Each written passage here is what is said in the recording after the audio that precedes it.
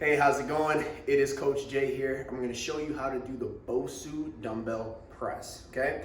Now, the Bosu dumbbell press, you could also call it the pec minor press, and that's actually what I use it for when I'm pressing from a pronated hand position, okay? So here we go. I'm going to move down to the floor. You'll have first, you want to make sure that your butt is at the very base of the Bosu, okay? The next thing is set your dumbbells like this, okay? And all you're gonna do is you're going to use your biceps brachii to pull in like this, boom, and then lay down. Now notice how my head is right on this Bosu ball. Very, very gently. It's not something, my head's not super cocked back or any of that. Also notice the position of my spine here. My spine is literally in a super deep arch. Now what this effectively does is when I press these weights up like you see me doing here, and by the way, I want you to press in a neutral hand position, and then I want you to go to a pronated hand position. But what you'll see here is this allows me just naturally to have my shoulders down. But now what I'm going to do is I'm going to focus more on keeping my shoulders down and drive them down even harder. Now, once my shoulders are driven down and I can feel the tension equally between my left and my right shoulder blade, I'm going to pronate my wrist and my arms, okay? Now, my palms are facing forward. My shoulders are dug not just down, but also in. So we're driving them in together like they're literally trying to touch one another, as well as driving them down. Now, once I have the stability of the movement itself, all I'm going to do is I'm going to bring the dumbbells down, and I'm going to feel a massive, massive stretch in my pectoralis minor and major. Now, here's the deal.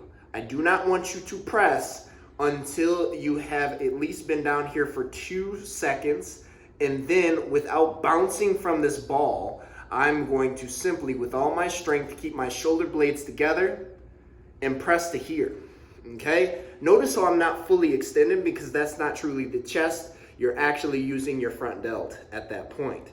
So we're inhale. Feel that stretch, open up that rib cage through the inhale, okay? And then we exhale to here. Again, only here because I can keep my shoulder blades together from this point. One more time, inhale nose, expand the rib cage. 2 seconds without bouncing, keeping the shoulder blades together, exhale out. Boom. And you're gonna immediately feel that. It's a big, big connection. Now, this is what's gonna happen here. I'm gonna do 5 reps without talking. So remember, it's inhale, nose coming down, expand the rib cage, exhale, mouth coming up, only to the point where you can still keep your shoulder blades together. So again, I'm going to press up neutrally. Then I'm going to go into this position here, which is called pronated. Inhale, nose.